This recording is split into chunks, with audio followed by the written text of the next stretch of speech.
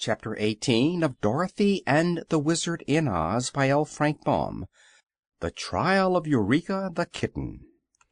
Several days of festivity and merrymaking followed, for such good friends did not often meet, and there was much to be told and talked over between them, and many amusements to be enjoyed in this delightful country. Ozma was happy to have Dorothy beside her, for girls of her own age with whom it was proper for the Princess to associate were very few, and often the youthful ruler of Oz was lonely for lack of companionship. It was the third morning after Dorothy's arrival, and she was sitting with Ozma and their friends in a reception room talking over old times, when the Princess said to her maid, "Please go to my boudoir, Jellia, and get the white piglet I left on the dressing table. I want to play with it."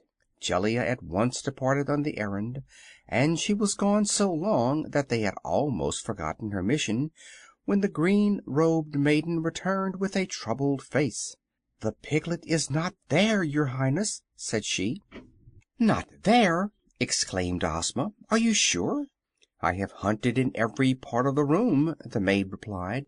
"Was not the door closed?" asked the Princess. "Yes, your Highness, I am sure it was, for when I opened it Dorothy's white kitten crept out and ran up the stairs."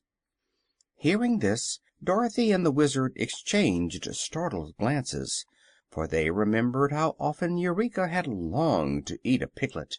The little girl jumped up at once. "Come, Ozma," she said anxiously, "let us go ourselves to search for the piglet." So the two went to the dressing room of the Princess and searched carefully in every corner and among the vases and baskets and ornaments that stood about the pretty boudoir. But not a trace could they find of the tiny creature they sought. Dorothy was nearly weeping by this time, while Ozma was angry and indignant.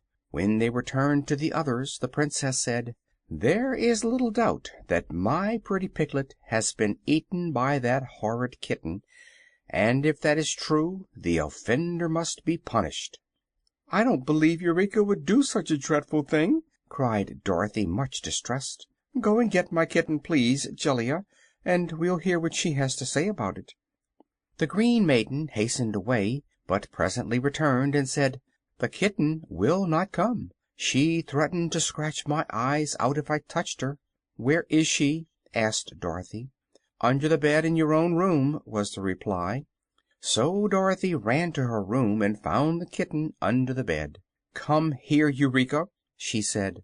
"I won't," answered the kitten in a surly voice. "Oh, Eureka, why are you so bad?" The kitten did not reply. "If you don't come to me right away," continued Dorothy, getting provoked, "I'll take my magic belt and wish you in the country of the Gurgles." "Why do you want me?" asked Eureka, disturbed by this threat. "You must go to Princess Ozma. She wants to talk to you." "All right," returned the kitten, creeping out. "I'm not afraid of Ozma or anyone else."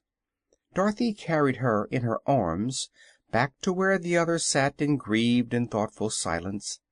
"Tell me, Eureka," said the Princess gently, "did you eat my pretty piglet?" "I won't answer such a foolish question," asserted Eureka with a snarl.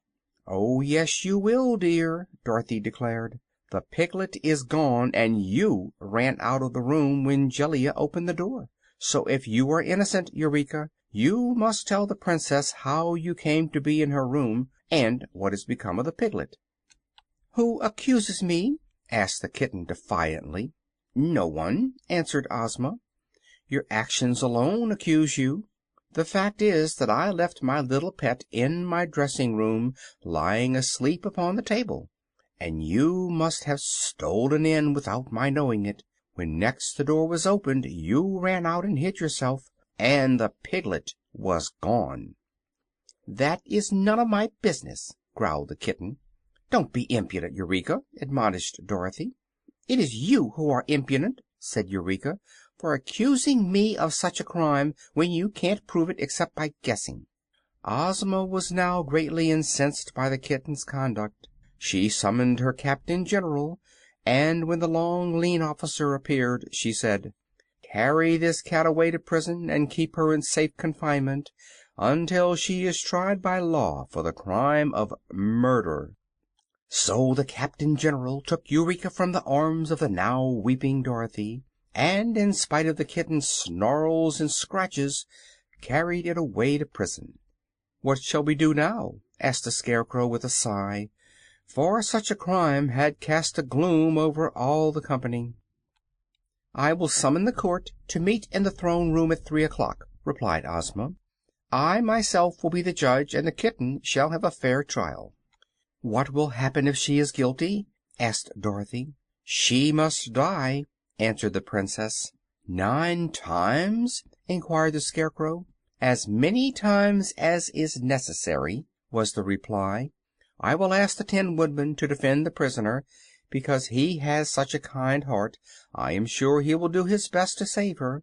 And the Woggle Bug shall be the public accuser, because he is so learned that no one can deceive him."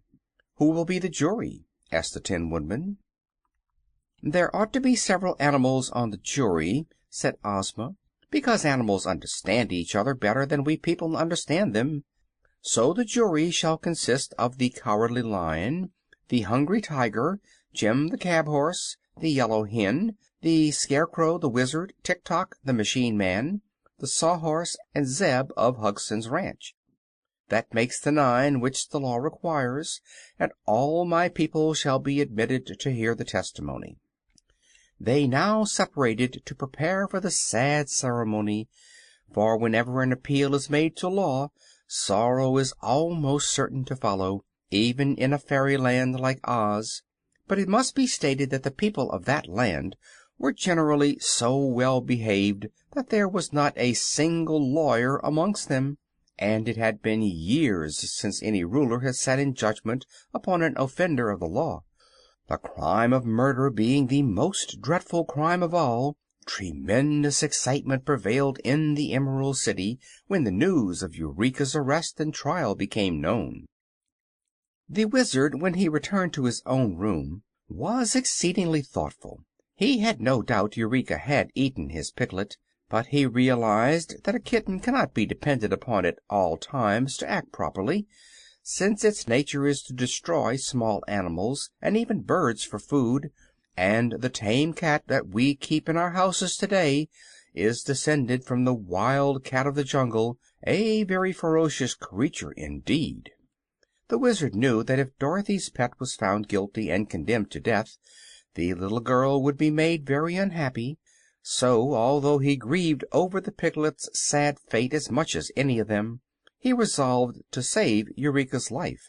Sending for the Tin Woodman, the Wizard took him into a corner and whispered, "My friend, it is your duty to defend the white kitten and try to save her. But I fear you will fail, because Eureka has long wished to eat a piglet, to my certain knowledge, and my opinion is that she has been unable to resist the temptation. Yet her disgrace and death would not bring back the piglet, but only serve to make Dorothy unhappy. So I intend to prove the kitten's innocence by a trick."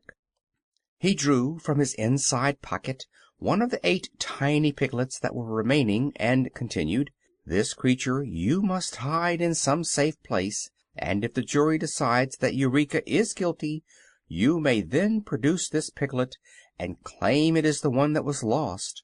All the piglets are exactly alike, so no one can dispute your word. This deception will save Eureka's life, and then we may all be happy again." "I do not like to deceive my friends," replied the Tin Woodman. "Still, my kind heart urges me to save Eureka's life, and I can usually trust my heart to do the right thing. So I will do as you say, friend Wizard." After some thought, he placed the little pig inside his funnel-shaped hat, and then put the hat upon his head and went back to his room to think over his speech to the jury. Chapter 18